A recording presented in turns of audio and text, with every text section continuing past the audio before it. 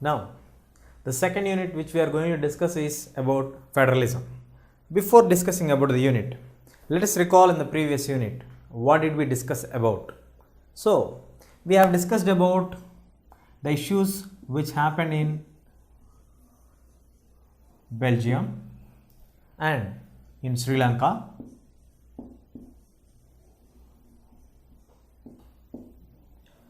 In Belgium, we have seen the three different language spoken people accommodating themselves and framing the constitution through the accommodation policy, where they have changed the existing constitution, amended it for 4 times nearly to get the equal representation and equal satisfaction for all the people, like for the Dutch spoken people, French spoken people, and even the German language spoken people also. Now, here we have seen the central government and the respective state governments have shared certain powers. So, let us remember here they have the division of powers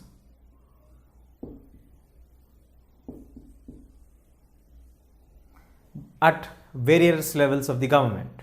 Now, when we discuss about Sri Lanka, in Sri Lanka, what happened actually was, we all know that we have the system going on in Sri Lanka is the majoritarian. So, repeat, in Sri Lanka, we have the majoritarianism system of democracy, which means like in Sri Lanka, we have the Sinhala language spoken people accommodating nearly 74% of the population, and the Tamilians are nearly 18%. So, Sri Lanka has adopted the system of the opinion of the majority has to be taken as a priority basis, and they started to claim that Buddhism to be the state religion, and also giving special importance for the Sinhala community people, where the opportunities are being reserved for Sinhala community people.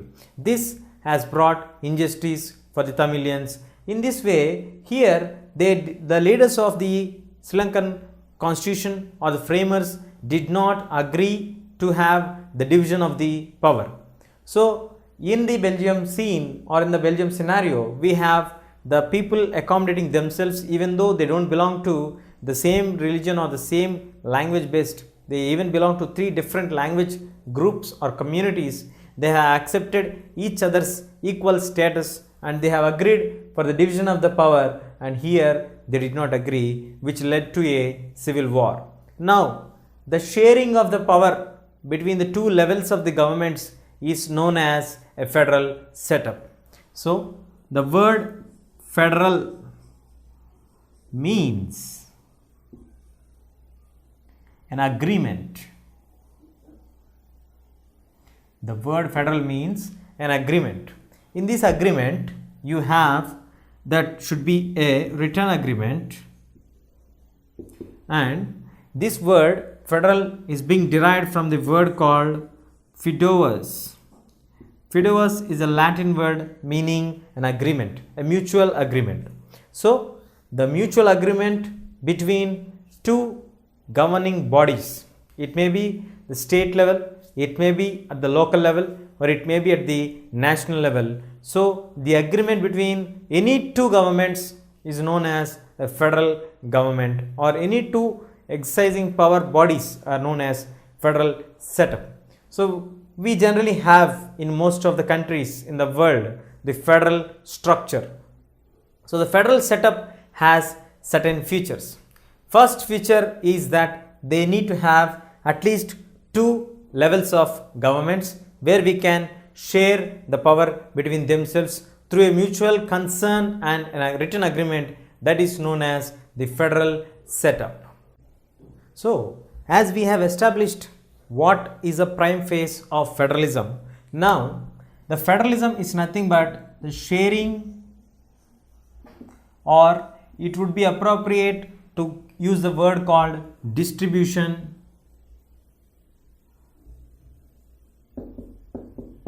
of powers between the union and state levels of governments.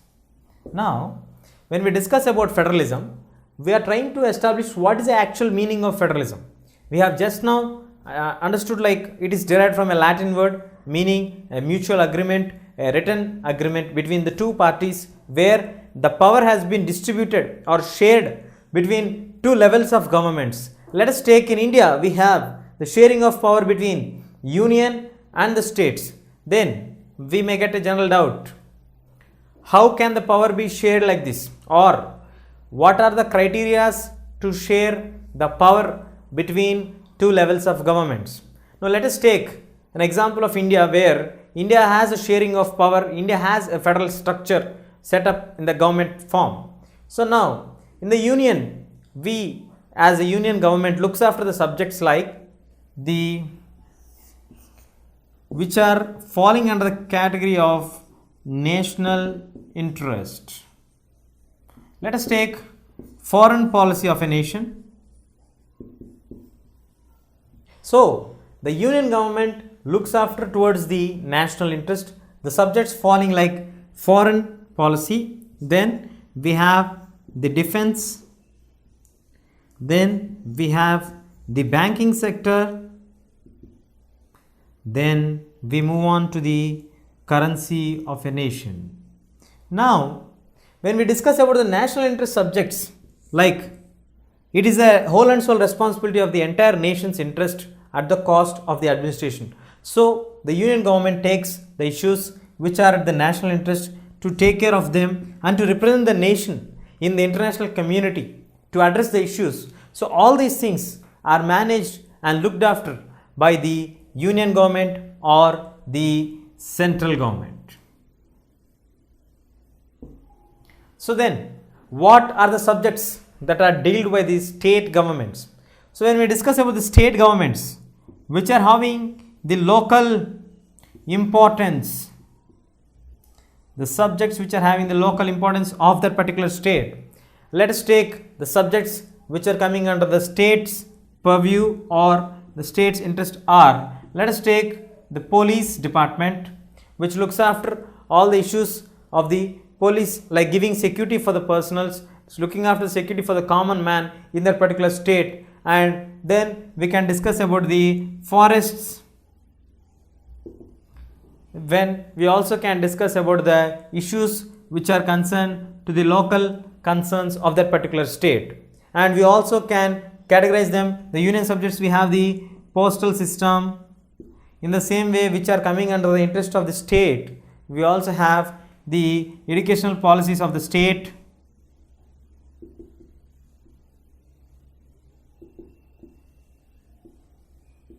so these kind of issues will all be dealt with a mutual concern. And we also have to understand here that the union government does not have any power to order or initiate anything to happen by the state government, while these two are independent and they are not dependent on each other. The state government will not be getting any concern from the national government or the union government when they want to frame any laws on any of the state governing subjects, while the union government also do not have any power to ask the state governments to do this particular law or this particular action against a particular subject. It is purely under the control of the union government for the union subjects and the state government for the state subjects, and they also have that clear cut demarcation and the perfect division of the powers between each other. So it is very clear for us that the existence of the two levels of the government are not on the concern of each other but framed by the constitutional setup. They always have clearly defined margins for them, the clear specification of the subjects which fall under the union list and under the state list, where the union government has been entrusted the powers to make laws on that particular subjects, while the state government has been given a certain subjects where we have the state government holding the complete authority to make the laws on that particular subjects. So there is no question of interference or ordering or any bossism by the union government or the state governments. So the federal setup is nothing but two independent government levels or two independent levels of bodies having the sharing of power with the mutual concern in a written format of agreement. So this is the actual framing of the word federalism and the existing structure in the democratic setup around the world. So now let us try to establish some of the key factors of federalism. What are the key factors? As you all know, key factors means the basic features. As constitution has certain basic structure or basic features, in the same way, in order to claim or analyze that in this country's government setup, we have the federal structure, we need to look after the issues which are basically required to have a federal structure there. First of all, how many features do we need to have here? First of all, we have 7 features. How many? 7 features are there which are basic requirements to claim that there is a federal structure in that particular nation or a state region. Now, there should be at least 2 or more than 2 levels of the governments. So, the government has to share its powers with the other respective government. How can it share a power with the other respective government? As we discussed earlier, the sharing of the power will be done between the union or central and state, provincial or local governments. So, this structure can also be union, state and local. So, it can be 2-level government or it can be 3-level government. As in India, we now have 3-tier level of governments. So, the first level of government, the union government, the second level of government, the respective states governments, third set of government is the Panchayat Raj setup structure, that is local governments or the municipal governments. So now the first basic feature to have federalism means there should be 2 or more than 2 set of governments. Then we can have the sharing through the mutual concern. A written agreement should be there, and next basic feature is that the same citizens, the 2 levels of government are existing for the same national individuals. Let us take in India, though we belong to a particular state of Telangana or Andhra Pradesh, but we claim that we all are Indians. So, Indian citizenship governed by union government for some subjects and the state governments for the other subjects, local governments for the local issues. So, the same citizen have to be governed for the various issues. That issues are also having different jurisdictions. For example, if you take like an issue of passport to a particular person in the nation, first of all, he needs to get the passport from the union government, as it comes under the purview of the Ministry of External Affairs. So, the Ministry of External Affairs issues after getting clarification from the respective state that he is a resident of that particular state. So, the union government has certain powers on issuing of the passports. In the same way, the state governments have to issue the respective ID cards. We can apply for driving license, we can get the Aadhaar cards or the other PAN cards. All these things are having certain divisions. Now, in the same way, some subjects fall under the union, some subjects fall under the state list. So, that differentiation of powers and the differentiation of the subjects which are dealt by the different structural government setups are known as jurisdiction or the purview of that one, where there is a clear cut division of the respective subjects. Any matter which is concerned with the national interest will be dealt by that particular union government. If it is concerned with the state interest, local concerns, that will be addressed by that particular state. Now, the third important feature is constitutionally this should be guaranteed.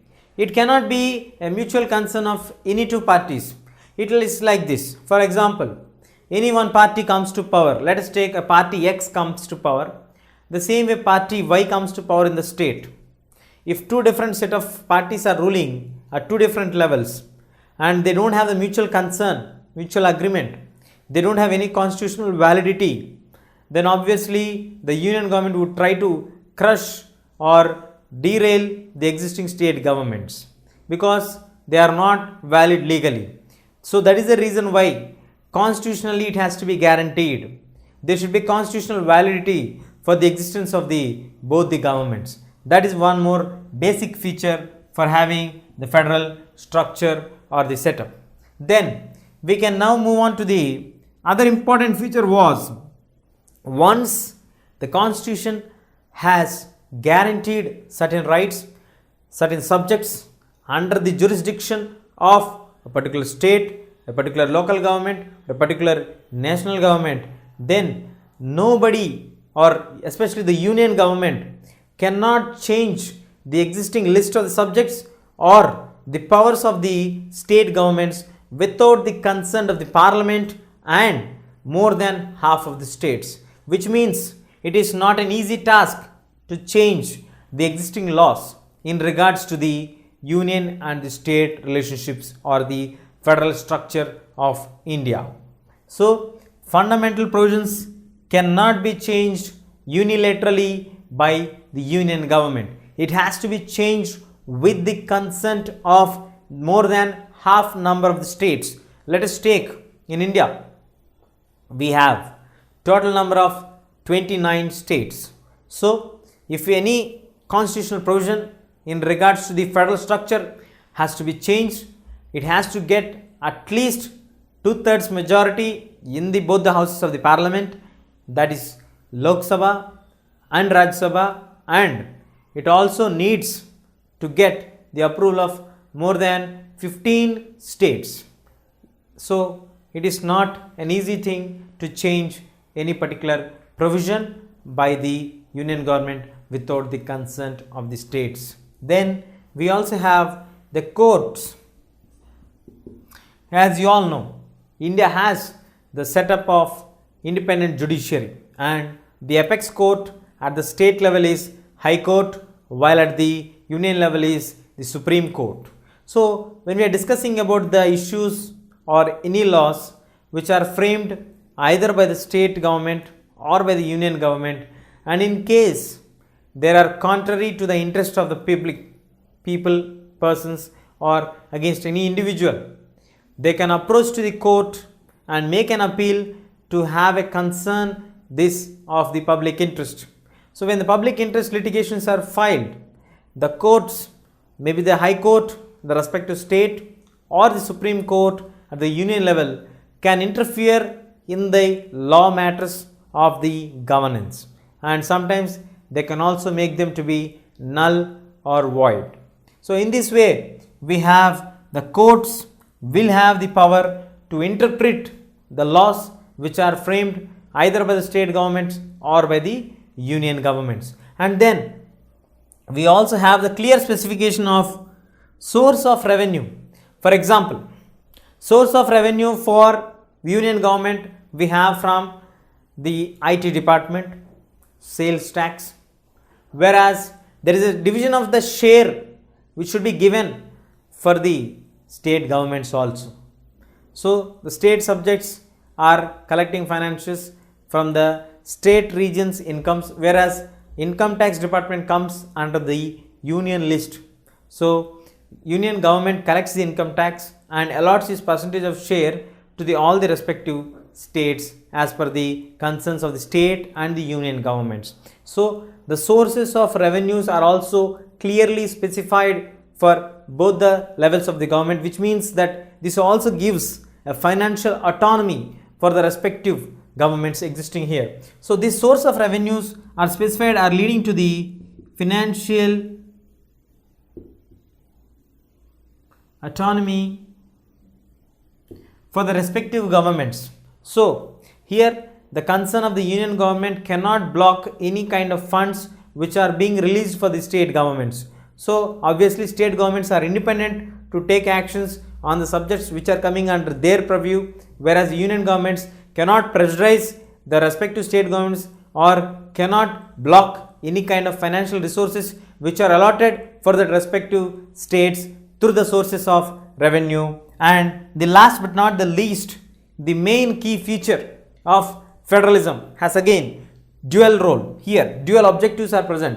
First one is, the main feature is, though we have the division of power between the union and the particular states or more than level of the states like the union, local or the state governments, we have the concept of having the national unity together. There may be a division of power for the purpose of administration, for the purpose of legislature, for the purpose of judicial frequency, or for the convenience of delivering the actions or laws which are made by the union government to reach to the people.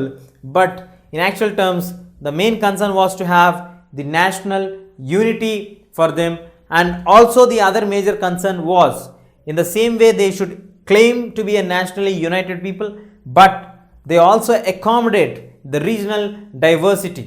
So when there is a different diversity here, the one state cannot be mingled with the other state, as we have seen the two scenes or the two scenarios which happened in Belgium and in Sri Lanka.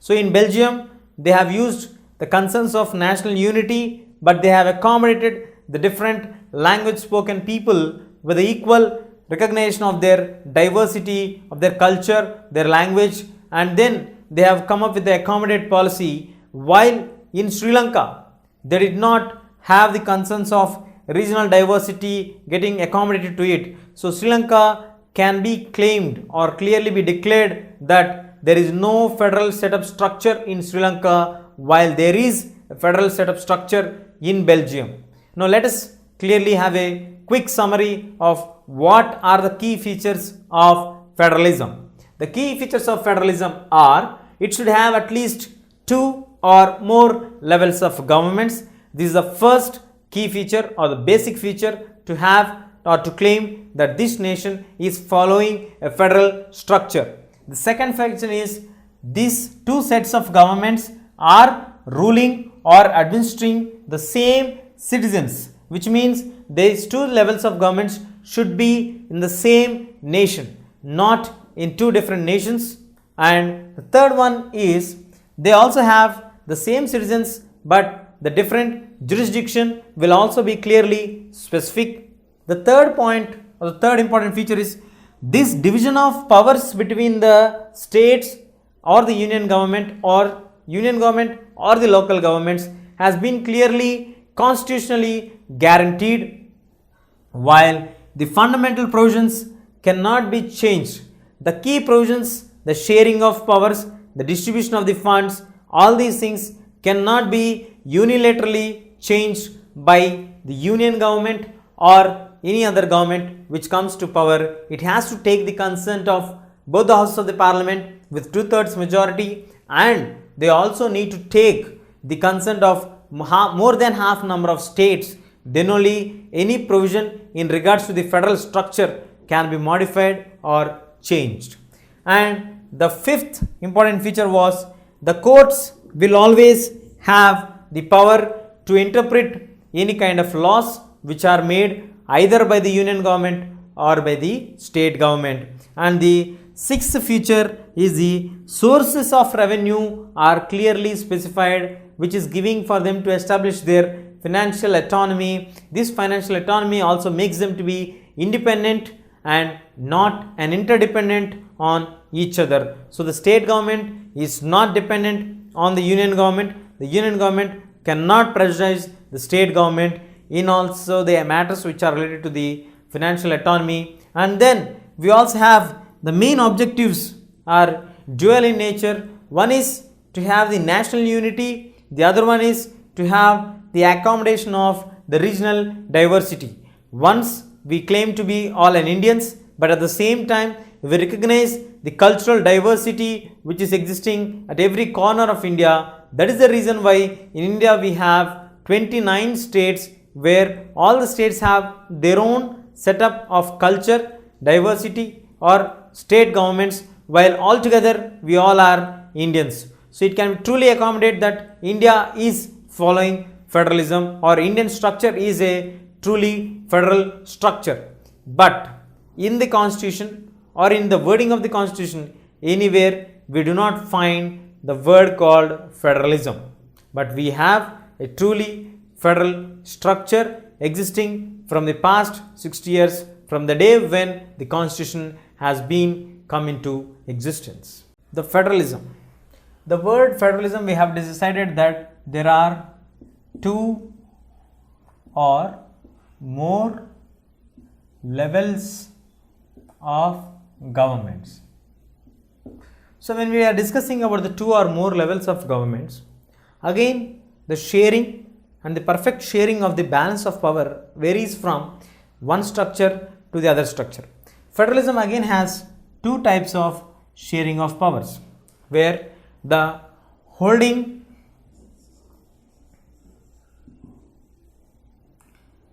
federation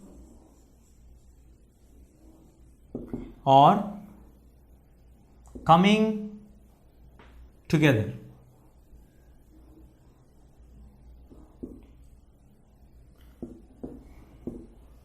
Holding federation structure means that here we may have the union and state governments, but the union will be having more powers when compared to the state governments. So union will be having more powers in respective to the respective state governments. When we are discussing about the coming together structure, here we will be having independent status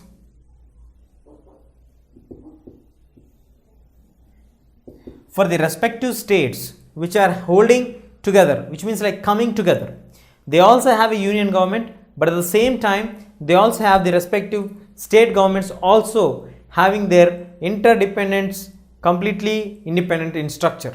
So the examples for coming together type of federal structure we have in USA, Switzerland, while we have the strong union and the less powerful states are holding federation together, that is coming under example like India and Belgium. So in this way we have the two different structures of again federalism. One is like holding federation means they hold on hands together to have a perfect democratic setup. In this perfect democratic setup also we have the stronghold of the union, but there is a clear-cut division of the respective subjects and the states and their jurisdictions in this structure also, as we have discussed in the federal nature of the key factors. Then when we move on to the independent states, here in the independent state structure, all the independent states come together to form a particular union where they all have their equal respect and status, but they claim their authority to control all of them by the union government. So here union government will be having powers, but at the same time state governments will also be having powers. Not so much powerful as it is in India and in Belgium, but they have equal or more or less equal powers between the union and as well as the state subjects. So there is a division in the basic structure of the federalism setup also. We have now analyzed the different basic features of democracy, and now we also have seen the different types of federal setup structures at various countries. Now let us try to find out how is actually the Indian federation setup.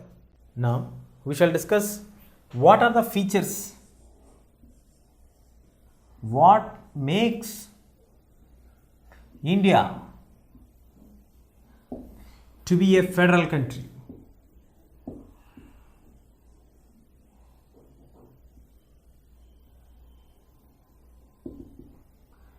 As we all know, till now we have discussed the 7 basic structures, meaning of federalism, and then we also have the clear-cut specifications like what to be claimed as to be called as a federalism. What are basic requirements that are told to be called as a federal structure. So let us take first analyze the 7 basic structures with an example of India so that we can understand whether India is a federal structure or not. So, in India, first provision we have the clear two or more governments levels. So, in India we have union and state and local municipalities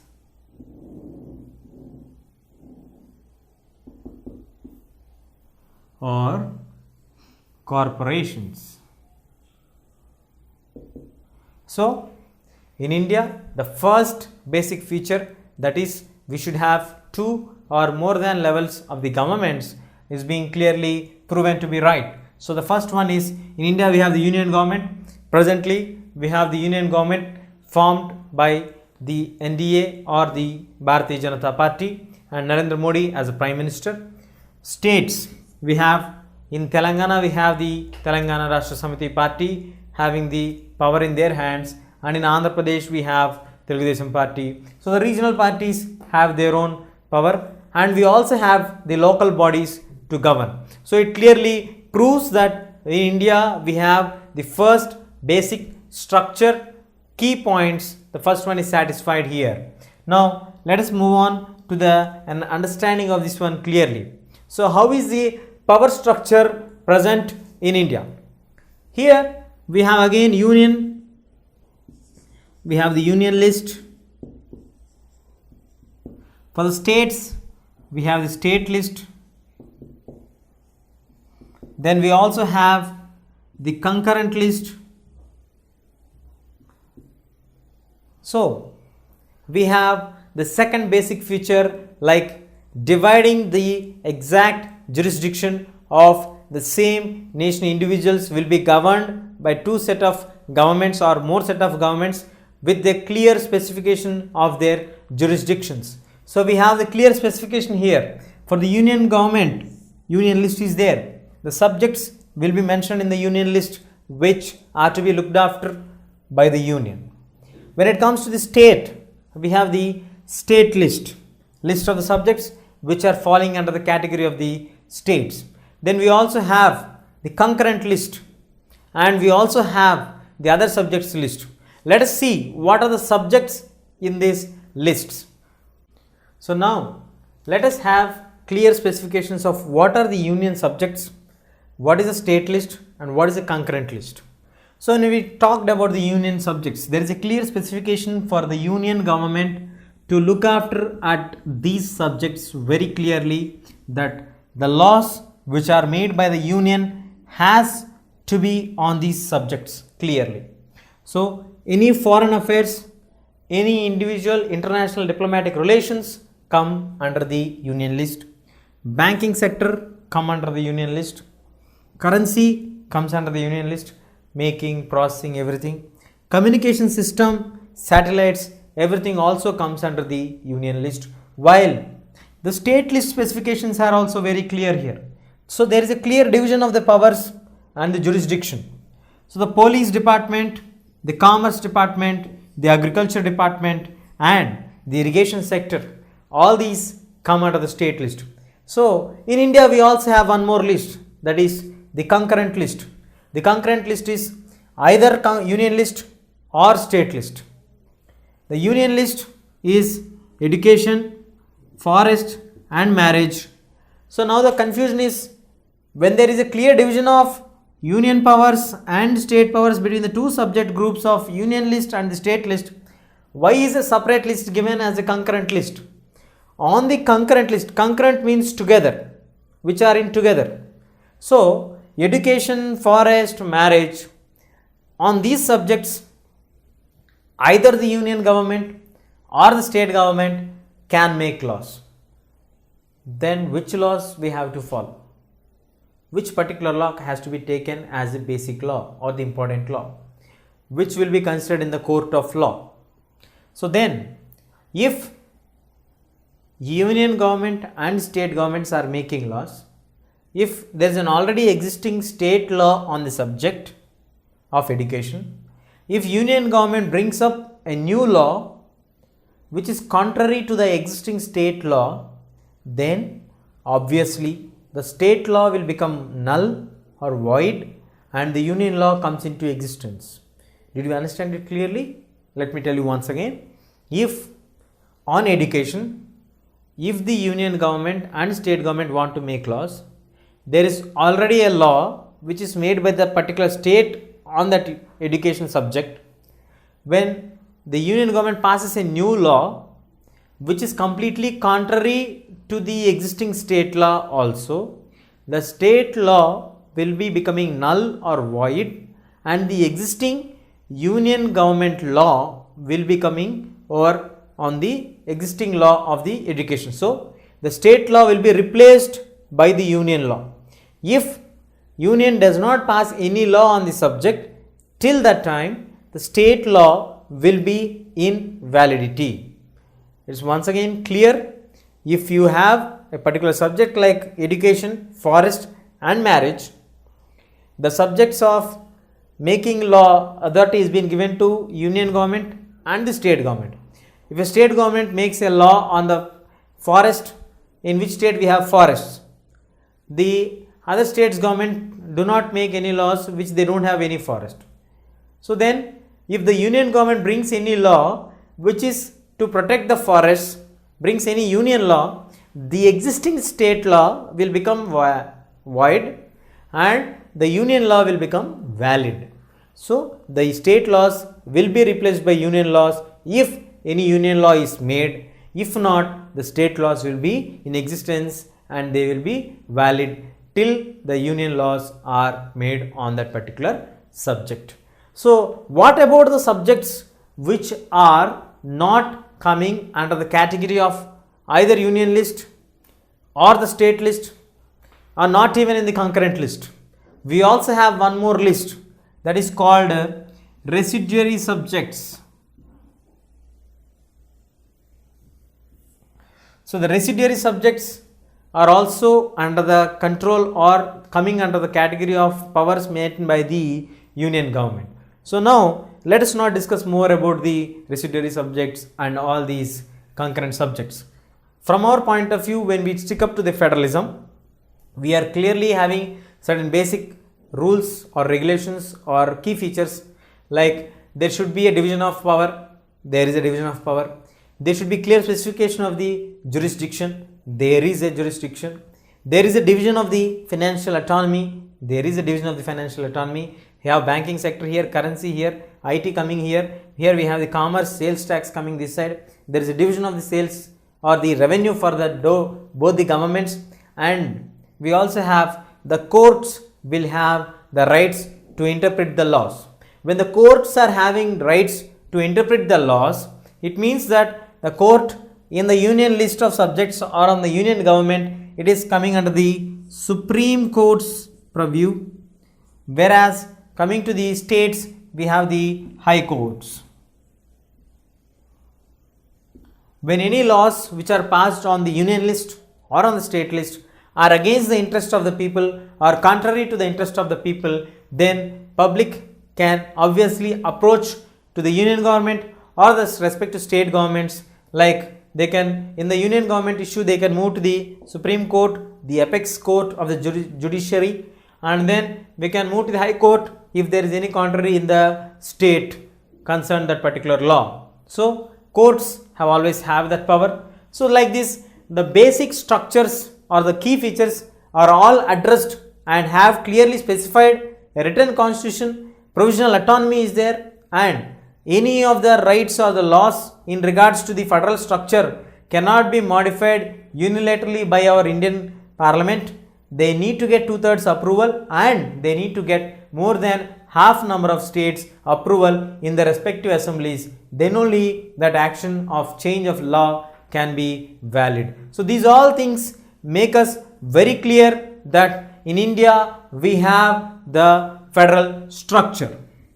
So it would be right to conclude that what makes India to be a federal structure, these all factors make India to be a truly federal country.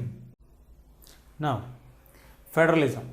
What are the basic requirements for having federalism, federal structure, federal setup? We have seen, then we have discussed how does India fall under the category of federalism. We have analyzed everything. Now, moving on to the actual working of federalism. Let us see how is federalism practiced in India. As we all know, first of all, the basic requirement to have the federal structure is the constitutional setup. There should be two levels of governments sharing the powers which are guaranteed by the constitution. Once after if it is done, then the just only constitutional backup can't bring the true federalism structure or spirit. So we need to understand clearly here that the constitutional setup is required, but the democratic nature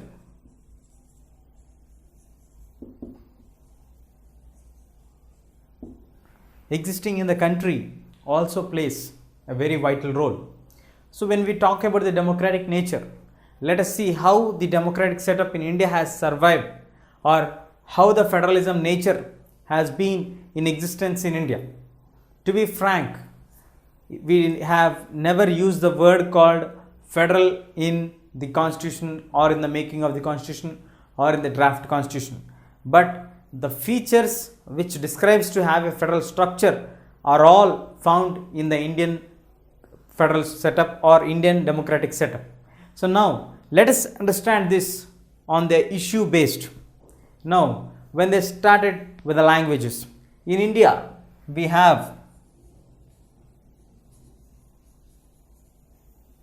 different language spoken people. As per the consensus, we have nearly 1652 dialectics or languages found in India. The constitution has recognized many languages. So now let us find out how did India face troubles in order to make a particular language a national language, and how did the alternatives come up? What is the major problem for that? All these things we shall check it now. So as we discussed about the languages, initially the first major task which has come up for the Indian democratic setup was the establishment of states on the basis of languages. So there are different languages spoken by people at different corners of India. So when we discuss about the languages, we have recognized nearly 1652.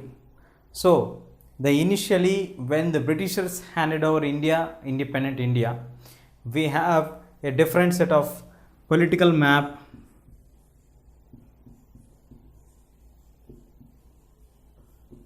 in 1947.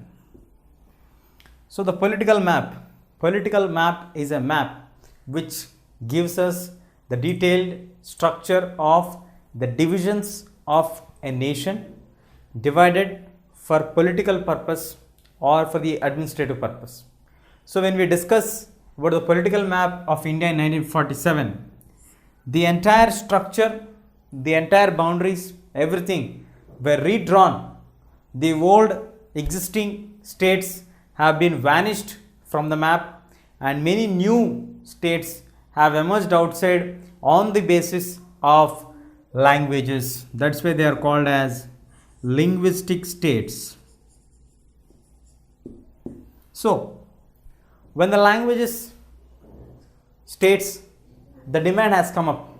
Initially the union government people had an opinion that if the regions of the states are being divided on the basis of languages, then that would lead for them to the disintegration of the nation. This fear was found in the forefathers as well as the main front runners of the union government during that period. That is the reason why they were little bit hesitant to divide the nations on the basis of language. But as per the demand of the people, there were various important revolutions started people started to do agitations, people started to showcase their anger and start them to have a clear division on the basis of the language spoken people. For example, there was a state in South India known as Madras Presidency. In Madras Presidency, we have Tamil spoken people, Telugu spoken people, Kannada spoken people and Malayalam spoken people.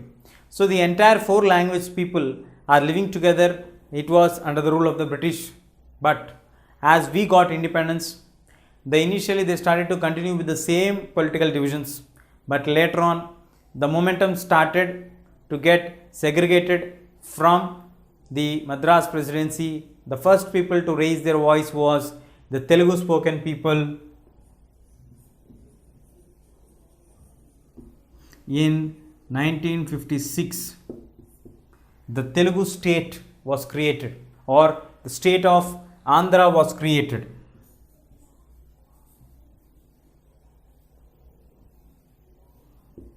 So the Andhra state was created after the struggle of 1950 to 1953. The Andhra state was created, that is on 1st October 1953.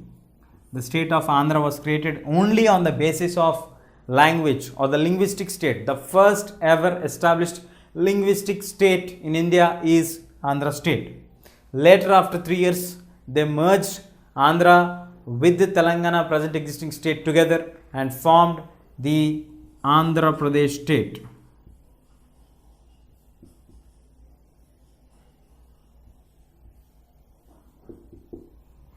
This happened on 1st November 1956.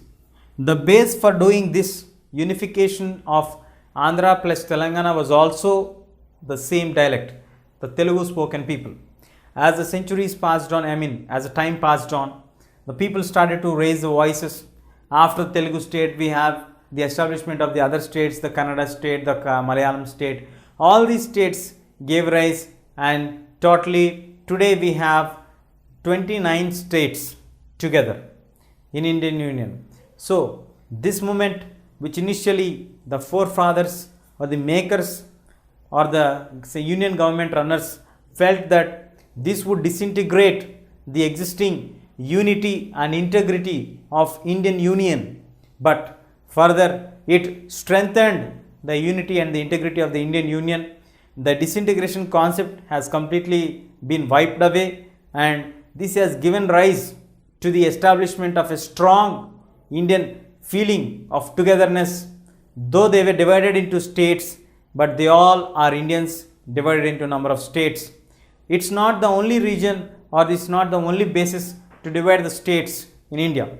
In order to acknowledge and accommodate the cultural diversity was also, they have created the states further in the year 2000, where the Nagaland, Mizoram and Jharkhand, Uttarakhand, these states were also being created to recognize the cultural and the importance of the particular existing society of people living there. Yes, these all people were divided on the basis of languages and on the cultural basis, but they all together are Indians. So from this we can understand that the actual federal structure lies in accommodating the diversity. Whenever there is any kind of diversified culture, we need to understand that every culture has its own specific importance and its own specific standards, its own specific customs, which makes them to be unique when compared to the other cultural people, other linguistic people, other religious people. So when we accommodate them, obviously they feel comfortable and they start to recognize themselves with the larger context of the nation. So India is divided into 29 states. Recently we have the bifurcation of Andhra Pradesh from Andhra and Telangana states. So this was again done because of some economic and social biological protests which were happened. So the social movement have reached to the peak stages where the bifurcation has been happened recently in the year 2014.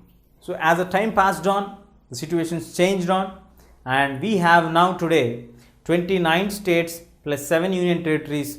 All are initially formed on the language basis, but later on to accommodate the cultural diversity, and today India is a very strong union, and we have the mutual respect between each other states, every other culture. So yes, Indians are divided on the basis of language, but they all are united on the name of the Indian nation. Now let us find out what happened, the other major task in the head of federalism structure of democratic nature to be proven to be a truly federal structure or setup in nature. So as we discussed earlier, there are so many languages spoken in India. So the language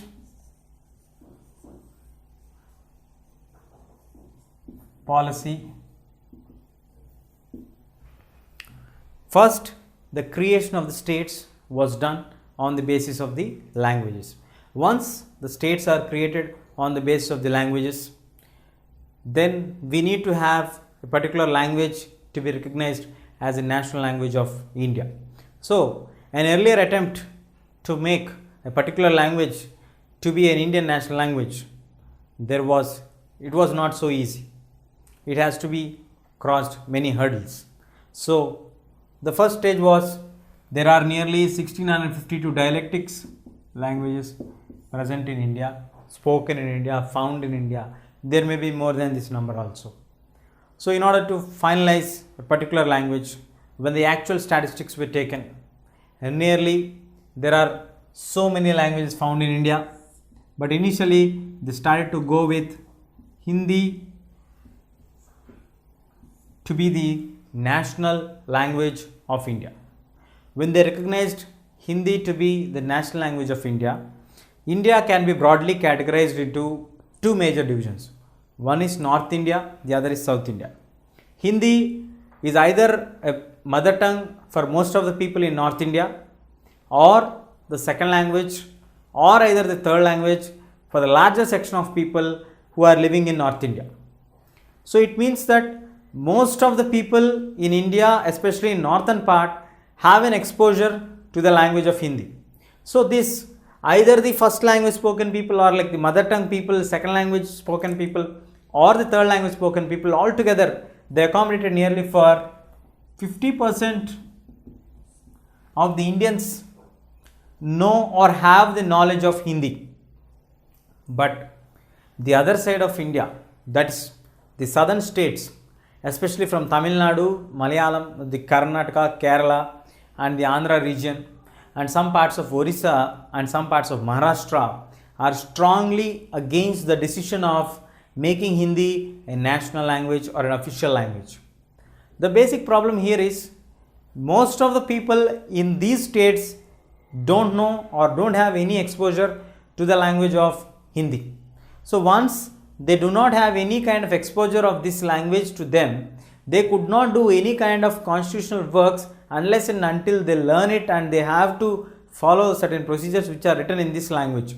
So it becomes like this particular section of people, or this particular part of people of India, have been completely neglected and thrown away, or their important decisions are not being considered, while a particular decision has been taken on a whole for a nation. So there was a severe criticism, opposition expressed by the South Indian states headed by the Tamil Nadu. So initially the union government came up with a policy like to make Hindi as a national language.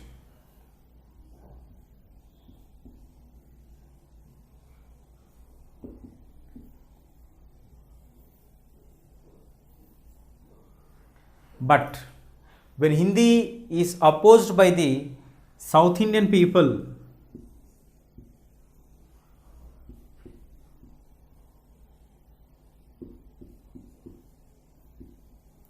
especially Tamilians, they raised their movements. They started the anti-Hindi movement under the leadership of DMK. So this became to be a center of focus for all the political parties in Tamil Nadu, as well as it spread on to all the South Indian states, that union government is trying to pressurize the decisions which are taken by them to be forcefully be implemented in the other corners of India. Later on, instead of behaving like the Sri Lankan government, where we have remembered, like the Sri Lankan government has taken that Sinhala would be the official language of Sri Lanka without accommodating the 18% of the Tamilians, or not giving any kind of importance for the Tamilians say there. So that have turned them into a civil war. So the Indian leaders did not move in such a way how the Sri Lankan government has done.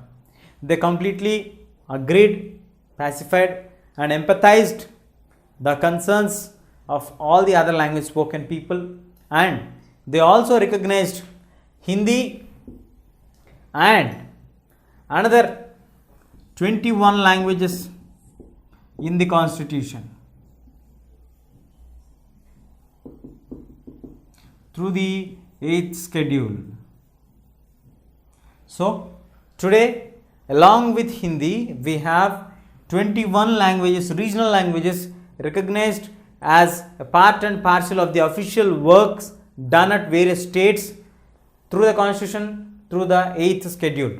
So in this way, India initially tried to have an official language, but with the concerns, with the issues, with the objections raised by the other peoples of the other states, the union government has accommodated them, recognized the cultural diversity, recognized the linguistic diversity, and accommodated all the languages, and recognized all the other languages which are possible, which are the spoken ability is there, and they made it to be an official language for that particular state. The official language of India is Hindi, but they also gave an alternative to the non-Indian, non-Hindu language spoken people to follow their own language. If not, they can also follow English as an official language for the next 15 years, that is from 1950 to 1965. So in this way, we can understand very clearly that yes, there was a union government which was very strong, which can implement by force or by any method, brutal methods. It can make the people to forcefully accept the decisions taken by the union government, but they never did like that. They have taken the decision, they have put it for the public concern, they have heard the voices of the anti-Hindu movements, they have observed the concerns, they have empathized them, they have solved the problem, and today there is no pressure or there is no diversification of non-recognition of the non-Hindi language people.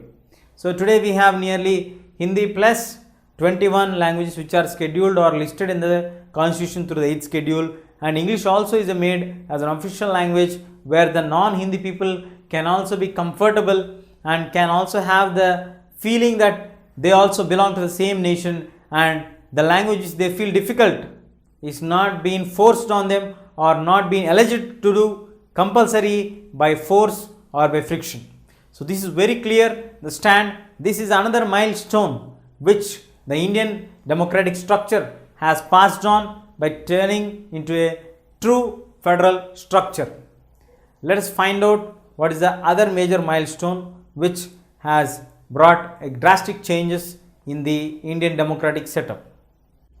So the other major milestone which proves that India to be a truly federal structure is the center-state relations.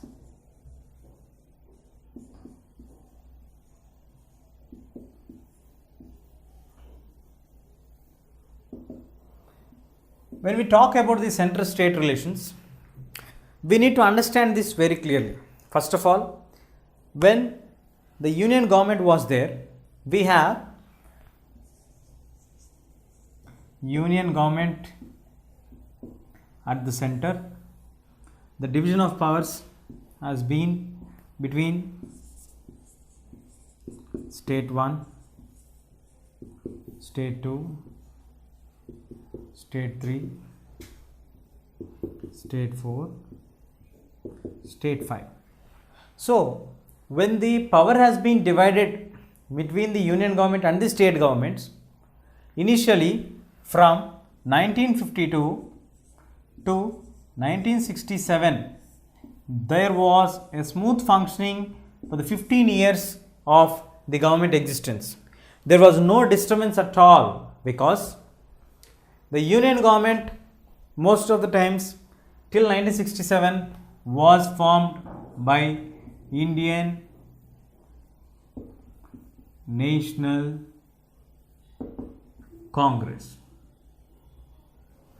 So, after getting continuously in power with a huge majority of votes and number of seats required to form a government, it has got to be forming the government continuously for 3 terms. Once after it has been done, the state governments were also here. We have Indian National Congress, again here we have Indian National Congress, Indian National Congress, Indian National Congress and Indian National Congress. In almost all the states, we also have the Congress governments running up. So when the union government and the state governments are obviously headed by the same party, instead of studying them to be the center and the state relations, it became to be a completely a party affair. Party started to decide what to be done, what not to be done in the issues of the states. Especially even the chief minister will also be selected from the candidates from Delhi, which has to be accepted by the members in the states. This kind of system continued. There was no kind of any tensions or there is no kind of any issues popping up in the early phase of the constitutional setup or the forming of the government or up to the period of 1967. Once the states started to change into the other form of governments, the issues started to turn up, the issues started to question up. Initially, the states used to depend on the union governments to get the concerns or favors from the union governments. Though the divisions of powers between the union and the center are being clearly declared or stated in the constitution, but in the official structure or in the ground reality, these are not being practiced at any point of level. The unions used to have stronghold on the respective states wherever they have the same party in power. And we also have the other side where when there is a non-favored party of the union is at the states, they used to brutally remove the power through the unconstitutional methods and make sure that their own party comes to power in that particular states also. So here comes the decision of the Supreme Court, which interpreted in the middle and clearly warned the union government and stated that no union government can at any point of time dismiss the legally constitutionally elected state government, though they may not be belonging to the same political party also. So these kind of steps have enforced the states and the unions to have a clear specifications of their rights and the authorities, the subjects. But till the 1967 phase, we don't have any disturbance of these kind of things occurring. But once the early periods of early 90s, we have the new governments coming up.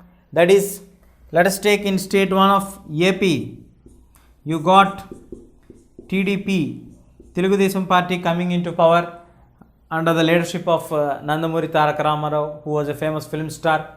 His film Charishma has completely waved off the Congress and brought a new personality and a new political figure in the nation, in the state of Andhra Pradesh.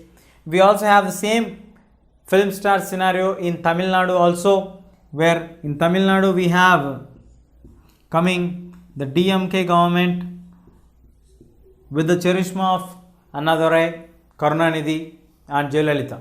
So like this, we have the second set of government, non-Congress government coming in the other South Indian state. Then let us take here, if this is Tamil Nadu, then move on to here, state 3. Let us go to Kerala. In Kerala, we have CPI. So this changing of the governments, of the state governments, started to raise their voices against the union's arbitrary rule, union's dictatorship attitude, strong union, weak state relationships.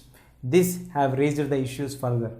And the 90s was not the phase which was in the phase of 60s or 50s, where initially Congress used to get huge number of seats in both the houses. So they used to run the government in a arbitrary manner or in a dictatorship manner with the full confidence, because any decisions, any laws can be passed in both the houses with a full majority.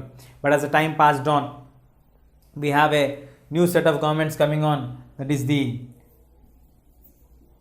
coalition governments. Coalitions coming at the center. So coalition means a group of political parties forming together to run the government with a certain agreed principles. We have the phase of 90s to the 2014, the coalition governments coming into power in the union. So once the coalition powers are coming into power, which means that the respective states, which may be from Andhra, Tamil Nadu, Karnataka, Kerala, from any state, they would have certain number of member of parliamentarians of the local regional party will be representing there in the coalition government. So instead of the earlier edition waiting for the approval of the union to pass on their concerns, now the local governments or the local national state governments started to pressurize the union governments to take certain decisions in the favor of that particular states. So these kind of things have changed entirely the state, from where the states used to wait for the approvals of the union governments to a stage where union used to make favors in order to hold the support of the particular party to continue in the power. So they used to pass on certain concerns and they used to approve the concerns immediately, which are being raised by the respective state governments, which are part and parcel of the coalition governments. So this kind of change could be possible only in a true federal democratic setup. It is very clearly evident from the examples which are being running out or taken out or studied clearly that we have a true structure of the federal nature in our country. And how did the actual decentralization of the power happen? That we shall find out now. Now, in order to understand the actual setup of Indian structure or the modifications which happened in the past 1990s, was the decentralization of power in India.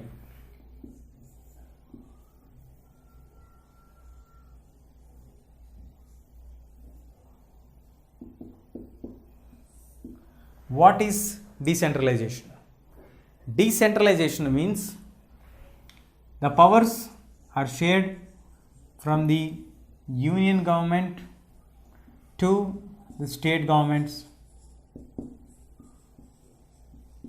Till now, we have discussed, we have understood, we have learned about the sharing, the relationships between the union and the states, the changing consequences, the coalition governments, coalition politics, regional parties playing a crucial role in the union governments. So all these things we have understood.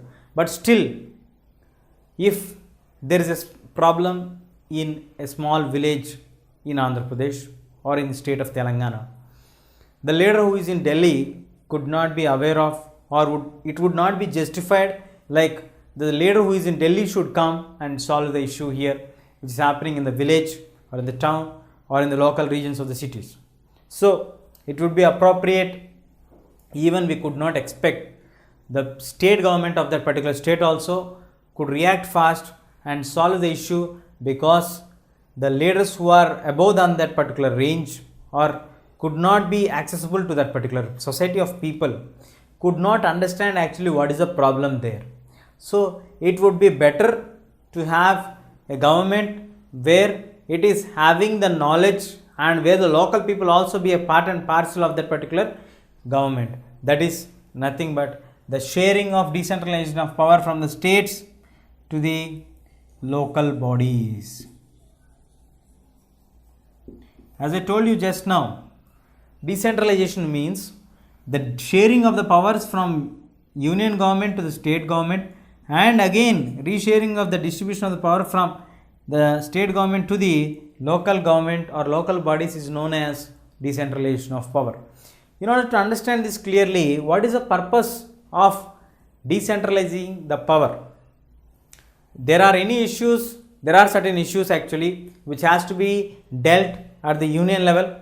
There are still again certain issues which have to be dealt at the state level, and there are still left out issues which are not at all been accommodated either at the state level or at the union level. But there are still many unsolved questions which have to be found out their answers. So to have a better solution, better understanding, better exact finding of the problem, the major step taken by the Indian government to have a local third level of government. In federalism, we actually define federalism that it is an agreement between any two or more levels of governments. So the first phase of two levels of government was present already in India, but still we need further clearance or further transparency in the existence of the policies of the government. At the same time, the issues of the people can also be answered very clearly if we have this kind of local governments also. So in the 1992,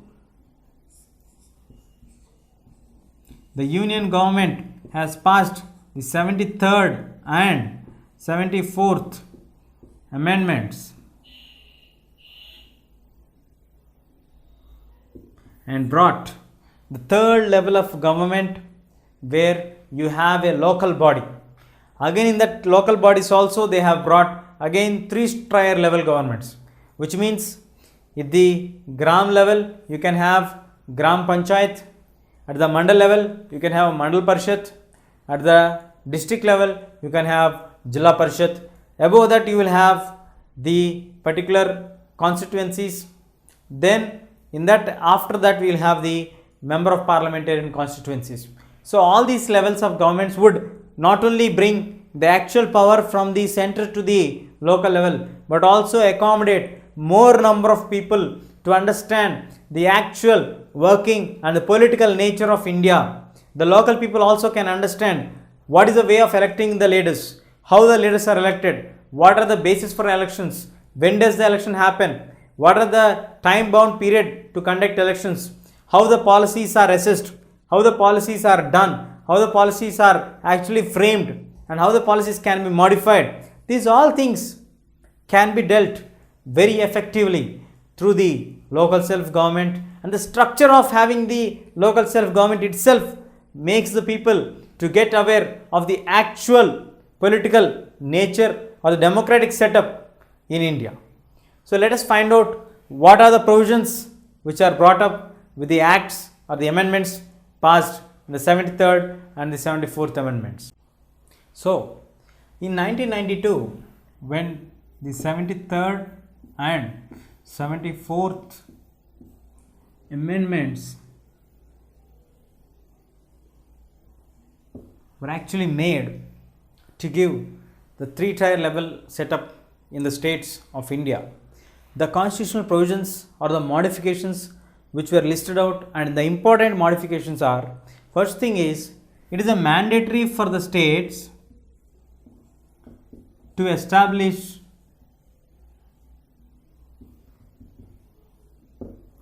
local government. So this provision or this amendment of 73rd and 74th in the urban areas and in the rural areas made the states to mandatorily make the local self-governments which are 3 tiers or of 4-tier levels. So the major 3-tier levels have been assumed for almost all the states except in Rajasthan. In Rajasthan, the first state to set up the government, but they had 4-tier level of existence.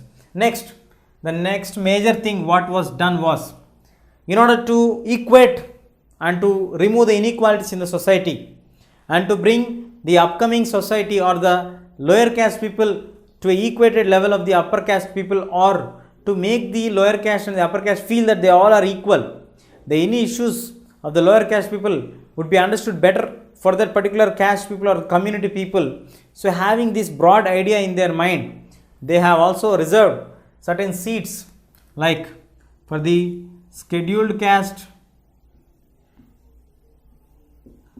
scheduled tribe, backward caste,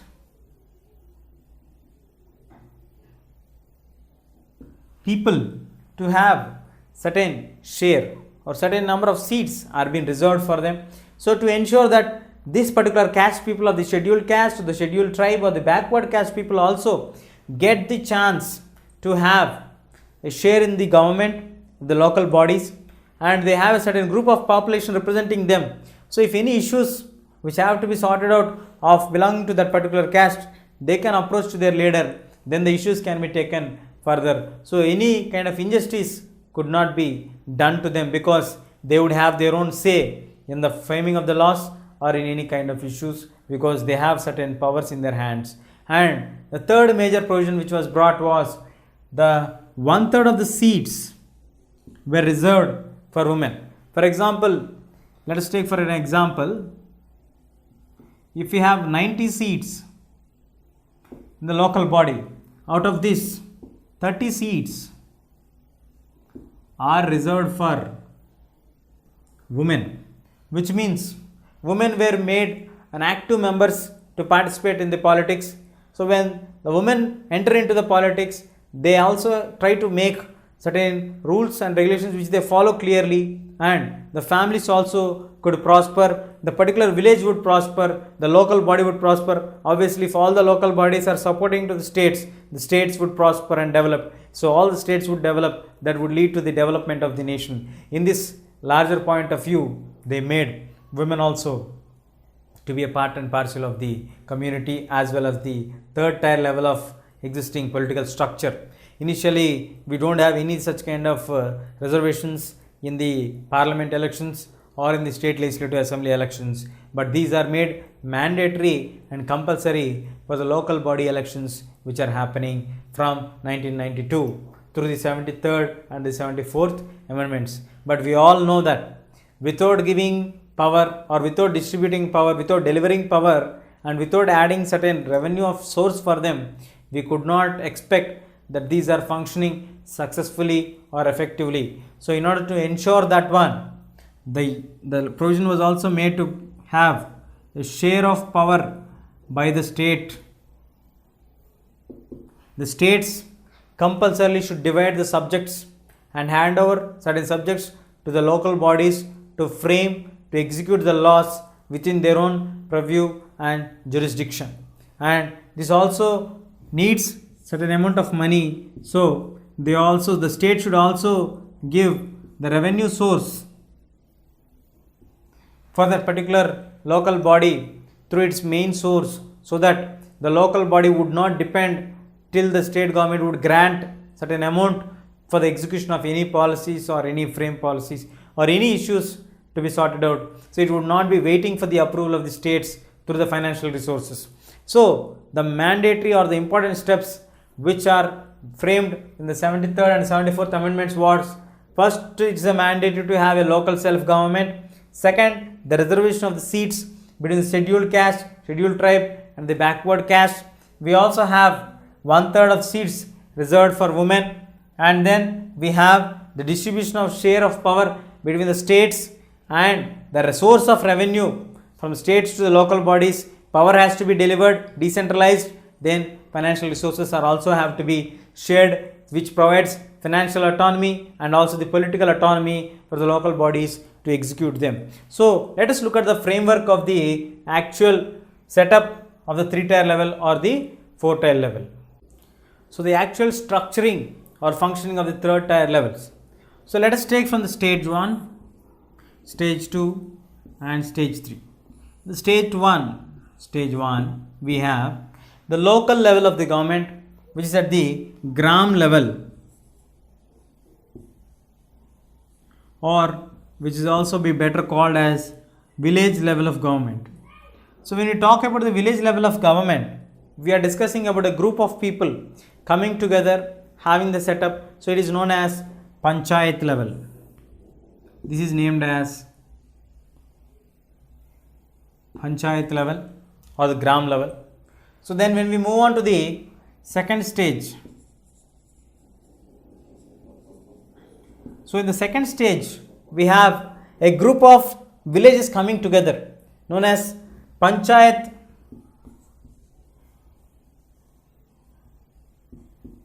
Samitis or Mandal level. So here we have a group of villages coming together and forming the Panchayat level or the Mandal level.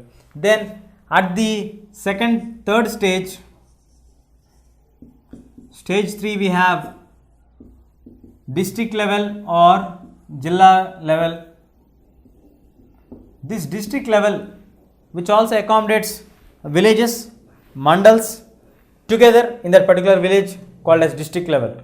So when we discuss this structure, almost the same structure exists in the cities also, or the towns, known as by the name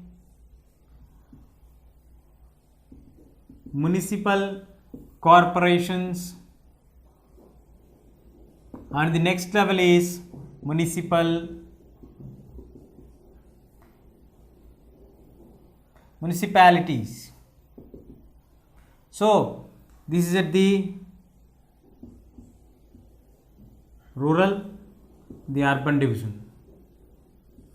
So the union has divided through 73rd and 74th amendment, has to set up a 3-tier level of governments at the rural level as well as at the urban level. When we pass on from the rural level to the urban level, we will have a group of towns together known as municipalities, and municipalities we have municipal corporations. Now who will be the head of these parties or these regions? For Panchayat, we have Sarpanch will be the head. When we talk about the Panchayat Samitis, we have Panchayat Samiti President or Panchayat Sarpanch will be head of this one, or Mandal Parishad member will be the Mandal Parishad head will be there. When we talk about the district, we have Jilla Parishad President or Sarpanch known as district officer. These are the political heads. When we talk about the municipalities, we will have the municipal leaders, and here we call them as the municipal chairperson will be the head of that particular municipality. When it comes to the municipal corporations, we have the head called as mayor. So these all are the political heads. So what would happen if we have a member of the legislative assembly or a member of parliament living in this particular district or in this particular mandal or in this particular town or in this particular city? Yes, when the body meetings are going on from the mandal level, district level, town level, municipality level, or in the municipal corporation level, all the MLAs, all the MPs will be the ex officio members of all the board meetings which are headed from the Panchayat level to the rural level, municipality level, and to the municipal corporation level. So these all levels will accommodate all the people's representatives to give an effective work implementation, and this also can be reported to the state government. If necessary needs to get any approvals, they can pass any information via through the MLAs and the member of parliaments. So this kind of excellent setup will always proves that India is always having a true democratic setup in the federal structure nature. But let us move on to the actual factual questions. Does really all the levels in the local level or in the local tier levels, do they really have certain powers, certain sources of revenue for them? Still, it is a question mark. We have a long run to go. Many states have not even divided their share of powers to the local bodies or not granted any sources of revenues for them to execute and implement any actions necessary or taken to be by them freely without the concern of any particular state government or the union government. So still we have a long run to have an idealistic local level governments or idealistic federal structure in nature.